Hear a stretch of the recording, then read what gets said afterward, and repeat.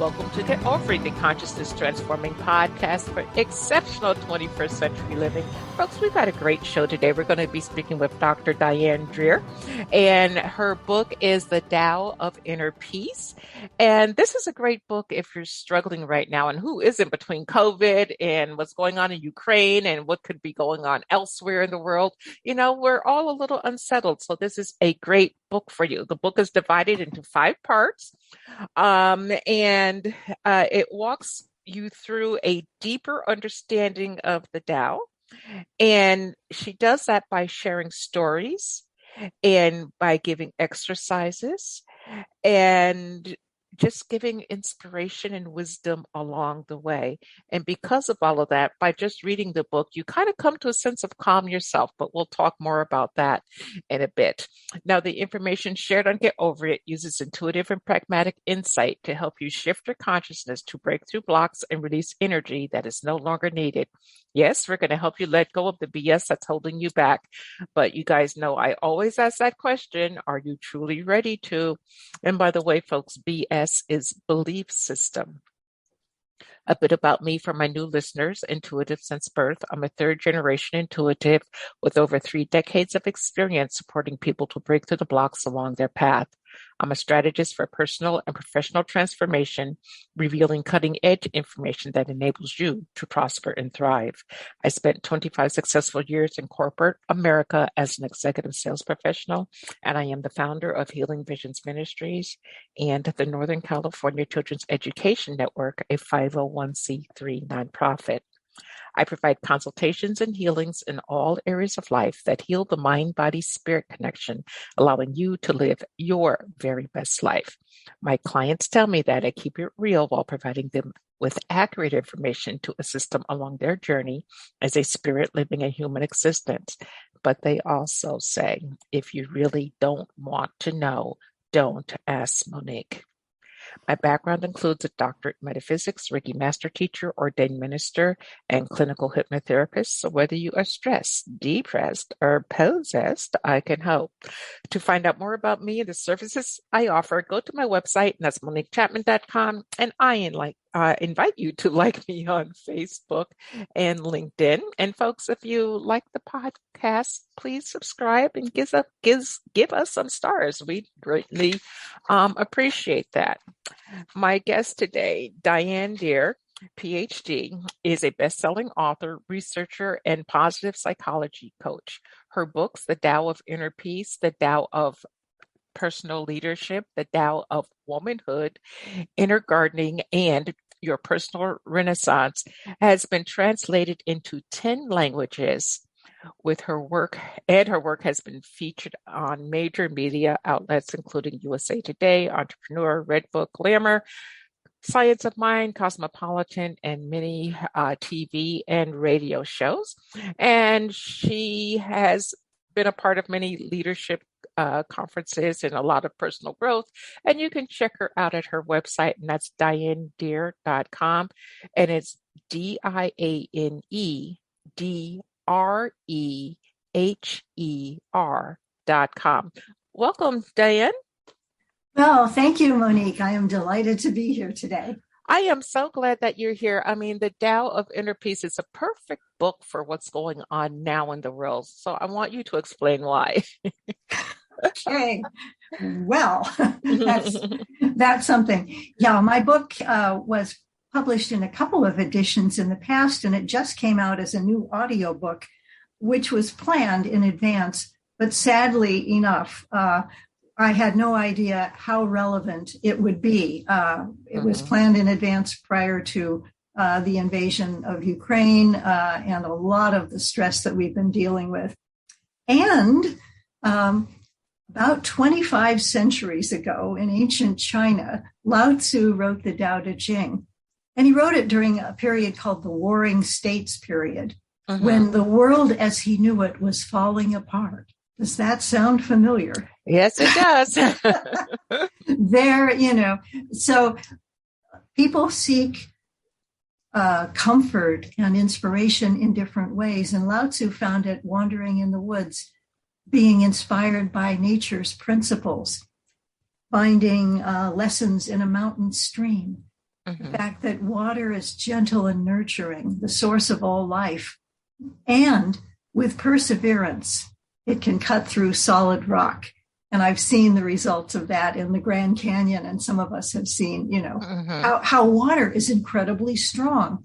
And also bamboo, which bends with the wind so it doesn't break. So, I chuckled when you said bamboo because I planted bamboo in the latest house I bought along the back fence. Okay, just in segments. It's all over the yard.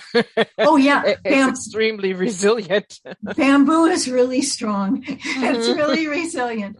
And people look at it and think, oh, well, it just looks like some flimsy, twig. Right. We can be like that too, Lao Tzu discovered. We can be flexible. We can be strong in different ways from just being tough. And he wrote the Tao Te Ching, which has been translated more than any book in the world, with the exception of the Bible. It is 81 short lyric poems, and it reveals the wisdom of living systems, the patterns of energy within and around us. And he realized that in times of conflict, challenge, and change, we need to find our own inner balance. And we can do that by recognizing the principles of nature and by being out in nature. So, and developing our awareness, which is the most powerful thing we have.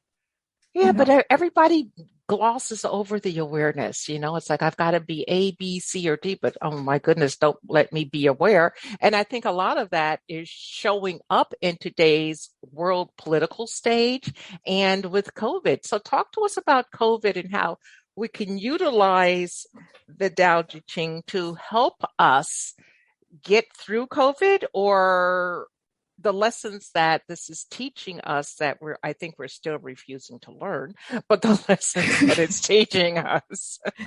Sometimes learning new lessons is not that comfortable, but it's essential. The Tao Te Ching affirms nature's balance of the energies of yin and yang. And there's a quote that says, the Tao is the one, and from the one come yin and yang, sunlight and shadow in the forms of all creation. So that yin is the contemplative, quiet energy. Yang is the active, noisy energy, busy, busy, busy. And what's happened to us in this time of COVID, which has been years now, is that American culture, Western culture in general, has been really, really yang.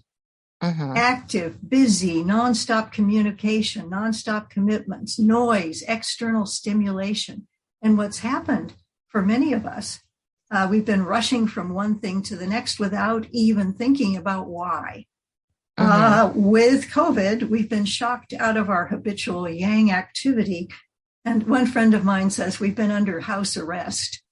People stay home.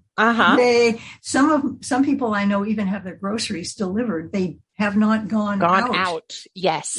Yeah. So we've had a lot more yin time to ourselves to reflect, to ask if what we've been doing makes any sense and fits our spirit. And a lot of people have discovered that it hasn't. So we've got the great resignation now. Many people have quit their jobs, gone back to school, looked for new professions and new directions in life, because they've come back they've been forced to sit still, yin, in their homes and reflect. So as we emerge now with vaccinations, boosters, and some treatments, we are coming out a little bit more. And as we emerge from all these months of yin time, we can create more mindful action, asking if what we've been doing makes sense, and really do some questioning. Ask, what have I been missing during these years of COVID? What do I want more of? And what relationships, activities, do I not miss at all, and I do not need to go back to? That's powerful because I know a group of people who, once they became, in quotes, housebound, they've discovered that they didn't like each other, and now they're living in separate houses. But I found more people who had been together long term, who maybe not necessarily drifted apart, but you settle into your own like little routine. They've become closer together. And I think that in a sense, COVID helped that. But it's like, wow, do we need a major, worldwide disaster to help people realize who they are, to pay attention? Absolutely. I know that, I've observed this in terms of my own life and in terms of relationships with colleagues at work that I saw every day and would have coffee with and all that. And, some of them I miss and some of them I don't miss at all. So yeah, it's been actually, some people in our lives we related to out of force of habit. And some relationships are just really energy drains. Yeah. They do not restore us and recharge us and inspire us.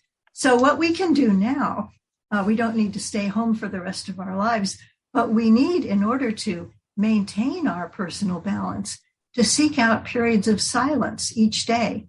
Take time to reflect and to spend some time in the natural world. And when we're thinking about any new commitments, which, as people emerge from this time, they are, to ask ourselves, is this necessary? Is it healthy? And will it bring greater joy and peace to my life and my world?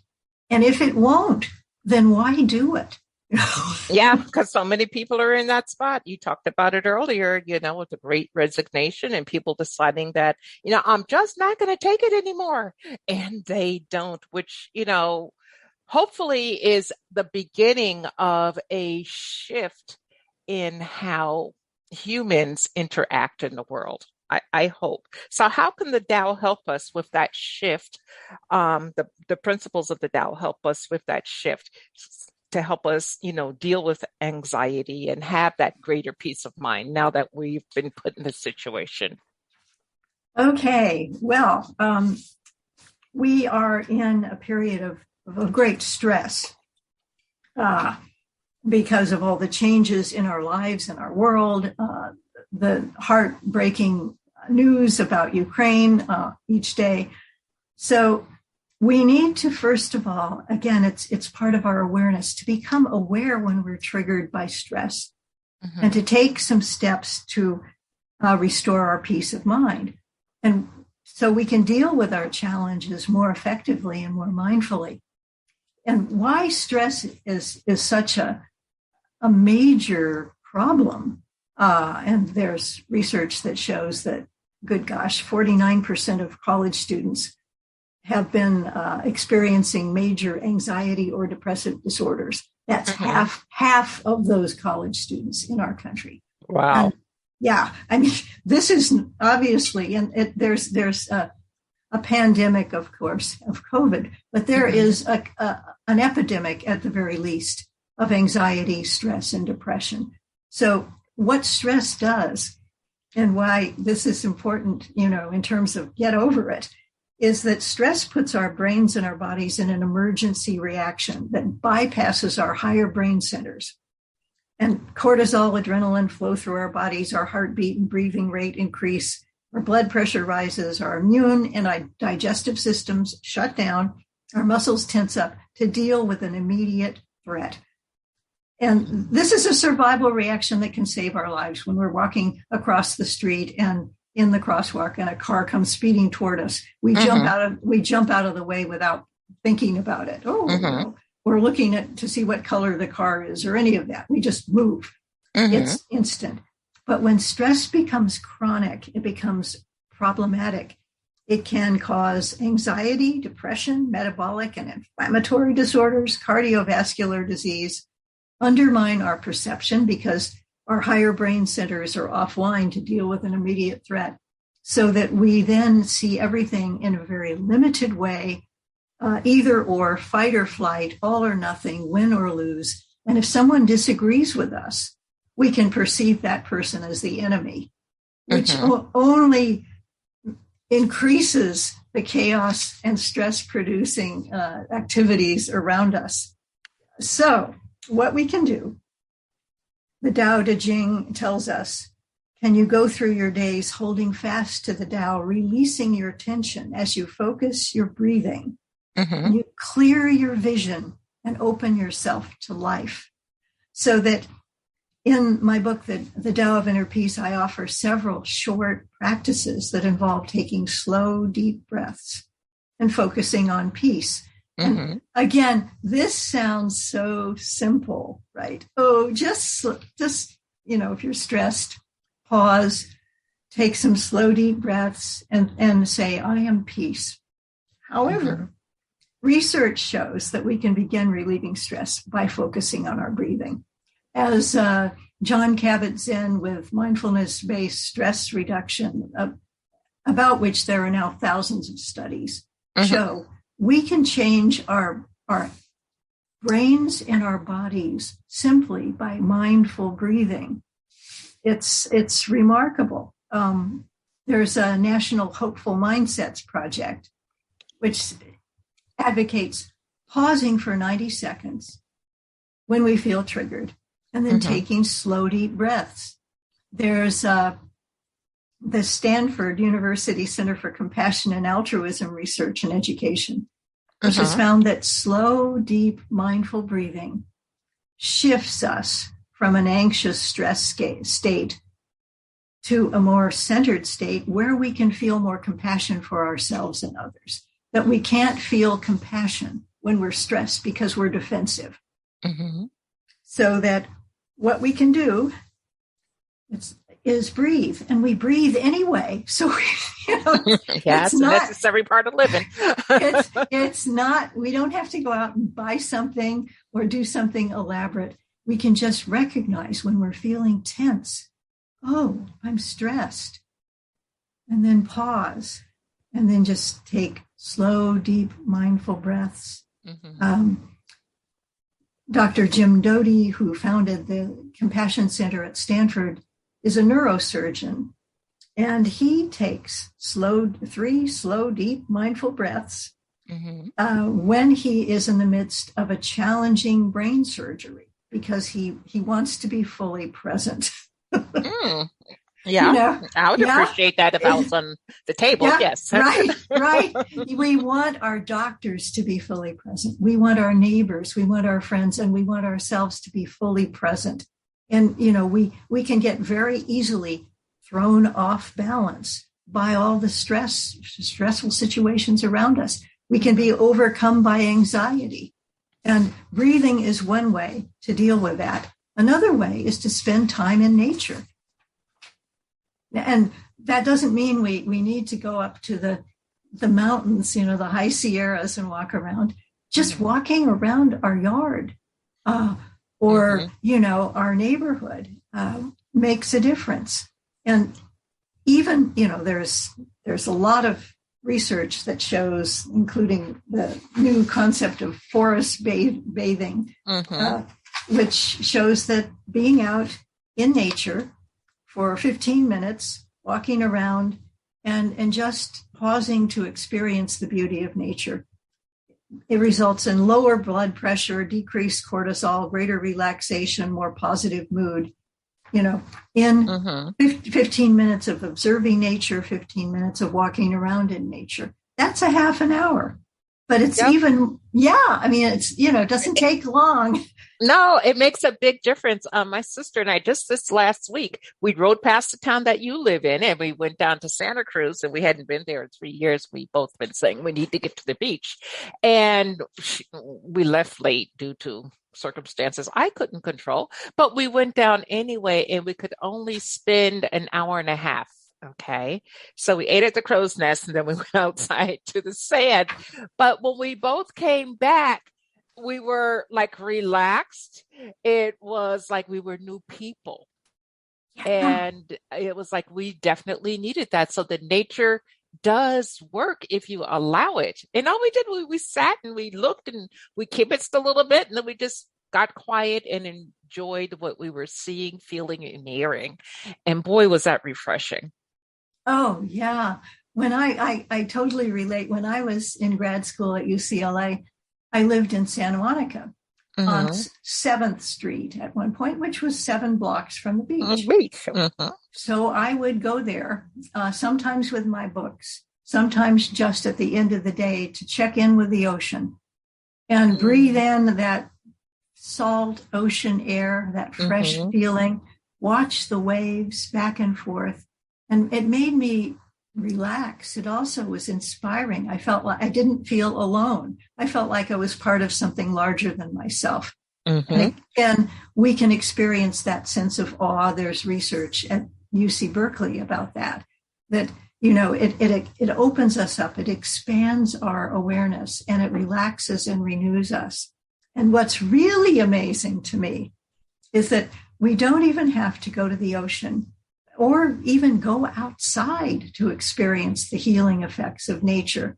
There's a classic research in a Philadelphia hospital with patients who'd undergone abdominal surgery. And some of them, they had the same doctors, the same surgery, nurses, hospital food, everything. Some of them were on one side of the aisle, and they looked out at a vision of trees outside their window. Okay. And the other patients looked out at brick walls.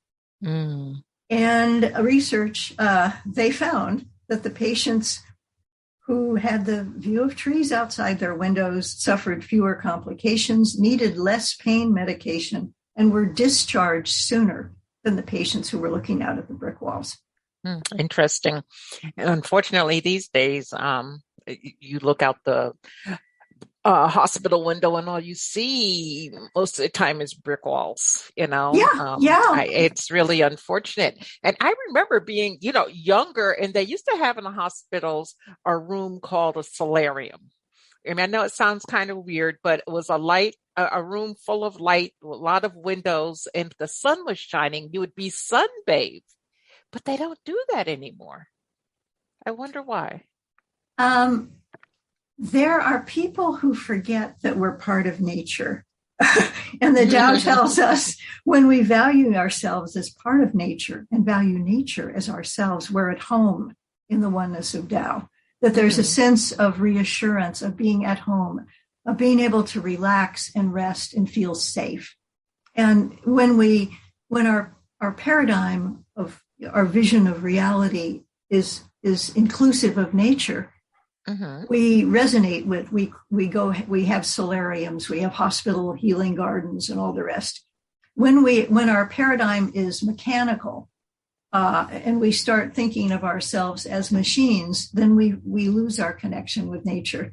And some people even talk about their brains, like I've got to reboot my brain now, or something like that. They think of themselves as computers, and we're not. Yeah. Yeah. It's interesting. Early on in your book, you talk about being not at peace in certain areas, not at peace with career or body, relationships, family, finances, yourself, even, or the world. Pick one of those categories and explain how we can get to a point of peace. Okay. A lot of people are not at peace with their bodies. We, feel like we've got to do all kinds of things every day to make ourselves look basically acceptable. To put on a costume, in essence, because we are essentially not okay, which is very sad, and it produces a whole lot of stress, inferiority, insecurity, etc. What the Tao Te Ching affirms for us is that we're all unique creations and we're part of the natural world, and that, there's never been anyone exactly like us. No one has the same fingerprints, not in all recorded history. We are unique beings, and walking around in nature, you see there are all these different plants, and they have different times when they blossom. The daffodils bloom in early spring, chrysanthemums bloom in autumn. Some and apparently bamboo takes over. Okay, has a lot of strength there. I'm still pulling after 17 years. A lot of people plant bamboo in planters for that very reason, but it's so sneaky.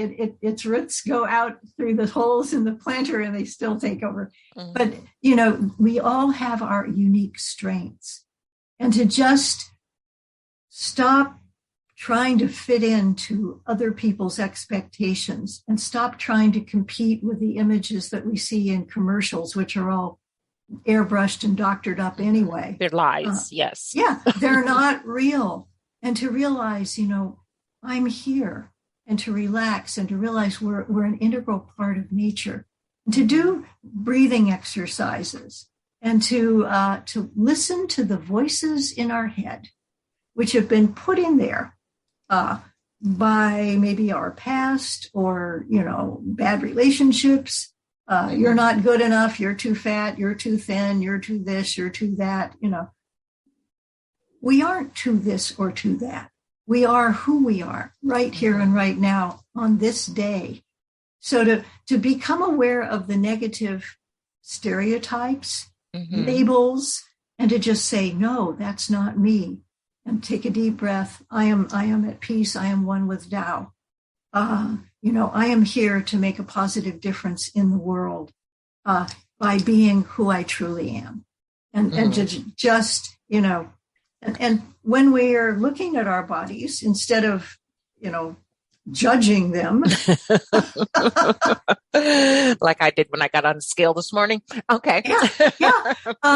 Can we do what this positive psychologists call a gratitude practice and thank our bodies, and be grateful for the fact that we can walk around, that our bodies have brought us here to where we are today, that they can do amazing things. What we're grateful to our bodies for as being the temples of our spirit, and enabling us to move around and interact in this world, in this time, instead of saying, oh my gosh, judging. Yeah.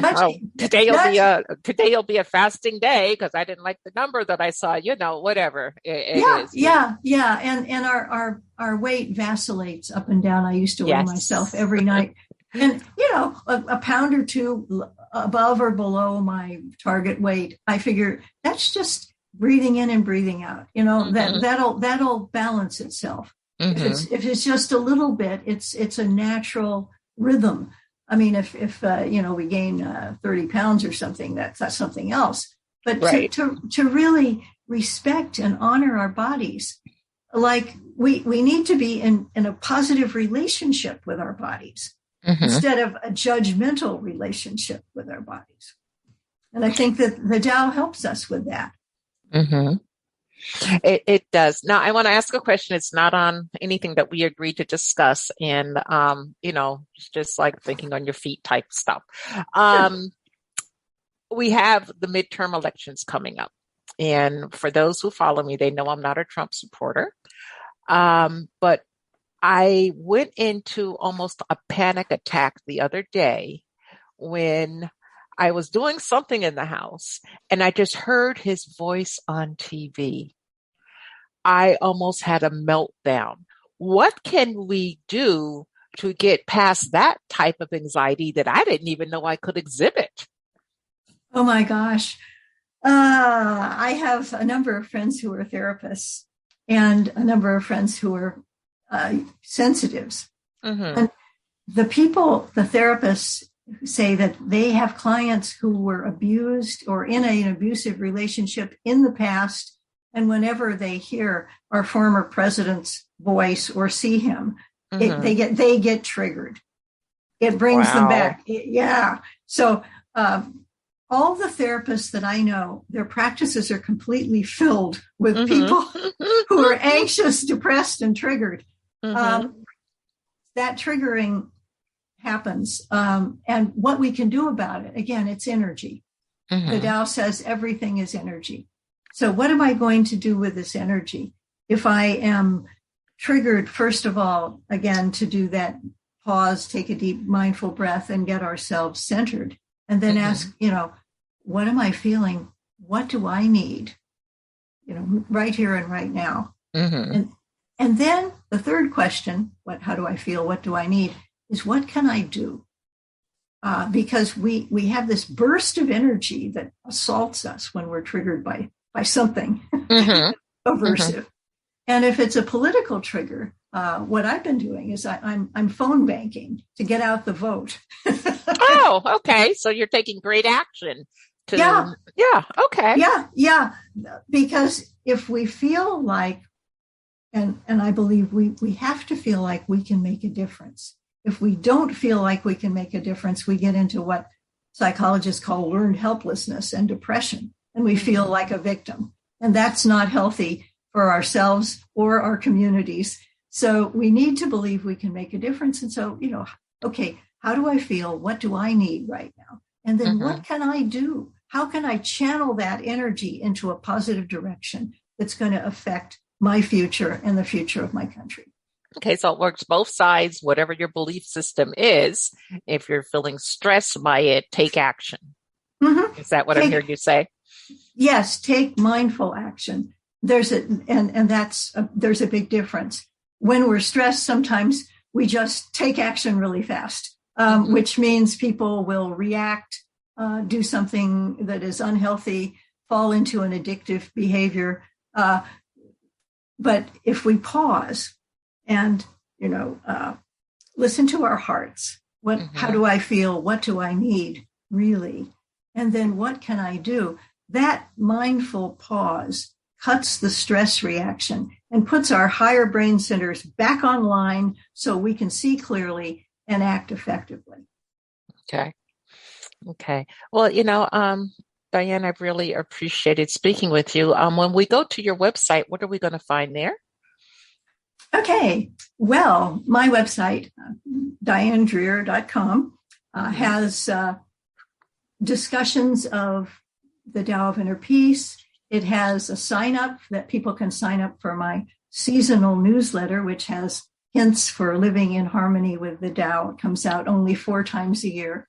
The spring, summer, autumn, and then winter, so that people can get a sense of the seasons, the cycle of the seasons that we're part of, and the lesson for each season. And then it has descriptions of my books. Goodness, it has meditations, 5-minute meditations that people can click on and find some kind of, I hope, inspiration and balancing practice. So there are lots of different aspects of my website, and I invite people to come to DianeDreher.com. Yeah, folks, do check it out. I enjoyed perusing it, and you can also listen to on her media page other podcasts that she's done. Because there's more than one way to reach the world. So, it's always great to have different people's perspectives on things. Diane, before we go, what is it you would like to share with the audience regarding the Tao of Inner Peace and how to live it in the world today? Okay. Well, the Tao tells us, for those of us who've been experiencing dark times in our personal, political, or community lives, that the way to greater light leads through the darkness. Going ahead feels like falling back. The even path seems rugged and hilly, the highest power a yielding valley. The Tao tells us not to hide from the reality we face in denial or distractions, but to look within and listen to our hearts, because the great way to greater light leads through the darkness. To connect with nature, to realize we're part of something larger than ourselves, and to listen to ourselves, to ask what we're feeling, what I need, what we can do, and ultimately to be kind to ourselves in this challenging time. That research has shown that responding to hard times with mixed feelings, times of joy amid the suffering, can bring us a deeper sense of meaning and build our resilience. So when we're experiencing challenge, stress, to again deal with the stress reaction, focus on our breathing, try to get back in touch with nature, and be kind to ourselves. Give ourselves daily gifts of kindness and joy, because mixing the kindness in with the darkness is like looking out at the stars in a dark winter sky and finding our way by those stars. The light will help us find our way home.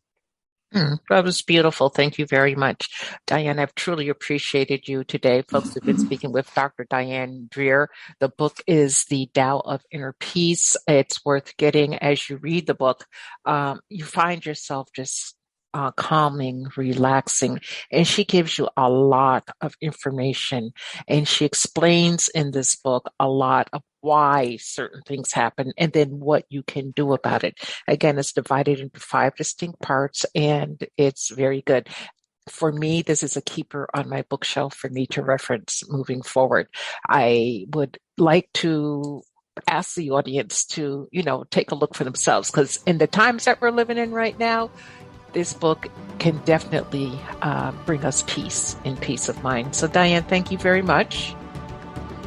Thank you, Monique, and peace to you.